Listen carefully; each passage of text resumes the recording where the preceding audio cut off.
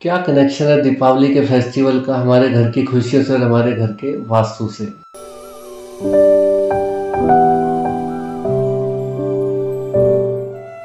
नमस्कार दोस्तों, मैं हूं सुरेंद्र खुराना, न्यूमरोलॉजिस्ट और वास्तु कंसल्टेंट। सबसे पहले आप सभी को दीपावली की बहुत बहुत शुभकामनाएं। दोस्तों, मैं प्रत्येक वीडियो के माध्यम से आप तक न्यूमरोलॉजी और वास्तु की नई नई जानकारी पहुंचाने का प्रयास करता रहता हूं। मेरा मानना ही नहीं, जानना भी है कि प्रत्येक त्योहार पे, पर्व पे हम जो भी कुछ करते हैं वो कहीं ना कहीं वैदिक दृष्टि से, चाहे वास्तु की दृष्टि से, चाहे एस्ट्रोलॉजी की दृष्टि से, न्यूमरोलॉजी की दृष्टि से, कहीं ना कहीं वो डायरेक्टली या इनडायरेक्टली इन चीज़ों से वो त्योहार या पर्व जुड़ा हुआ रहता है। आज मैं दीपावली के बारे में आपको बताने का प्रयास करूंगा कि कहीं ना कहीं डायरेक्टली चाहे इनडायरेक्टली ये वास्तु से या न्यूमरोलॉजी से कहीं ना कहीं कोरिलेट करेगा। वास्तु की एक मास्टर रेमेडी है जिसमें हम सभी को ये कहते हैं कि आप अपने घर में जो भी पुराना सामान जो कि 2-3-4 वर्षों से आप यूज़ नहीं कर रहे, उसको आप डिस्पोज ऑफ कर दीजिए। घर की छत को बिल्कुल नीट एंड क्लीन कर दीजिए और घर के हर कोने में आप साफ सफाई अच्छे से कीजिए, तो आपके घर की वाइब्रेशन बहुत अच्छी हो जाएंगी। और देखिए, दीपावली पर भी तो हम यही करते हैं। दीपावली पर हम घर के हर कोने कोने की सफाई करते हैं, अच्छी वाइब्रेशन घर की बनाने का प्रयास करते हैं, घर के हर एरिया को एनर्जाइज करते हैं, चाहे वो किसी भी तरह से, चाहे धूप दीप जलाकर, चाहे लाइट करके। वास्तु में नमक का बहुत महत्व है क्योंकि नमक नेगेटिविटी को एब्जॉर्ब कर लेता है अपने अंदर। और दीपावली पर भी हम यही करते हैं कि घर की अच्छे से साफ सफाई करके पोछा लगाते हैं। और ऐसा भी बताया जाता है कि शास्त्रों में लिखा हुआ है कि नमक का पोछा लगाना चाहिए, जिससे कि घर की सारी नेगेटिविटी एब्जॉर्ब हो जाए। जब हम नमक डालकर घर की मॉपिंग करते हैं तो पूरा घर एनर्जाइज हो जाता है, पूरी नेगेटिविटी एब्जॉर्ब हो जाती है और हमारा मन खूब प्रसन्न रहता है।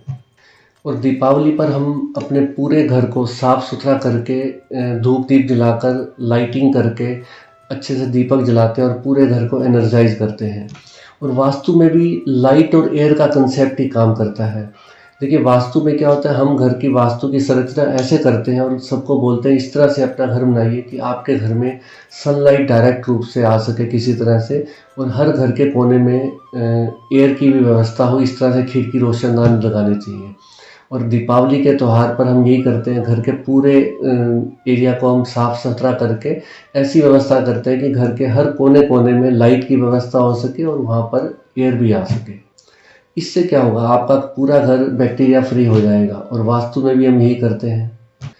और दीपावली पर हम क्या करते हैं, पूरे घर की साफ सफाई करके, अच्छी वाइब्रेशन करके मिठाइयाँ खरीदते हैं और अपने दोस्तों मित्रों में बांटते हैं, रिश्तेदारों में बांटते हैं, ऑफिस में बांटते हैं, ऑफिस बॉय को, घर की मेड को, जो भी है हमारे से लाइफ में जुड़े हुए लोग हैं उन सबको बांटते हैं। और न्यूमरोलॉजी मेरे टीचर भी मेरे यही कहते हैं कि आप क्या करो कि अपने प्लैनेट्स की ब्लेसिंग लेने के लिए अपने किसी ना किसी एसोसिएट्स को आप कुछ ना कुछ बांटो, उनकी खुशी प्राप्त करो, ताकि आपको उससे रिलेटेड प्लैनेट्स की ब्लेसिंग मिल सके। इसमें क्या फील गुड फैक्टर काम करता है। जब आप किसी को कुछ बांटते हैं तो आपका मन प्रसन्न होता है। तो इसीलिए कहते हैं कि दीपावली पर आप खूब सेलिब्रेट कीजिए, लोगों को मिठाइयाँ बांटिए, खुशियाँ बांटिए, ताकि आपके अंदर फील गुड फैक्टर काम करे और आपको उससे जुड़े प्लैनेट्स की ब्लेसिंग मिल सके। दोस्तों, इस तरह से धनतेरस से लेके भाई दूज तक 5 दिनों का यह दीपावली का पर्व होता है। कहीं ना कहीं डायरेक्टली या इनडायरेक्टली रूप से ये आपस में कोरिलेट करता है, चाहे वो वास्तु की दृष्टि से हो, चाहे वो एस्ट्रोलॉजी की दृष्टि से हो, चाहे वो न्यूमरोलॉजी की दृष्टि से हो। और अंत में यही कहूँगा दोस्तों कि आप दीपावली के इस पावन पर्व को अच्छे से सेलिब्रेट कीजिए, एंजॉय कीजिए, दोस्तों मित्रों के साथ खूब सेलिब्रेट कीजिए। माँ लक्ष्मी जी की आराधना कीजिए, सरस्वती माँ की कृपा प्राप्त कीजिए और गणपति भगवान की आराधना कीजिए। और पूरा वर्ष आप एनर्जेटिक रहिए और प्रत्येक कार्य में सफलता प्राप्त कीजिए। फिर से आप सभी को दीपावली की बहुत बहुत शुभकामनाएं। और अगर ये वीडियो आपको अच्छा लगा हो तो लाइक एंड शेयर कर दीजिए, और अगर चैनल पे आप नए हैं तो सब्सक्राइब कर दीजिए, ताकि आपको समय समय पर मेरे सभी वीडियोस प्राप्त होते रहें। नमस्कार।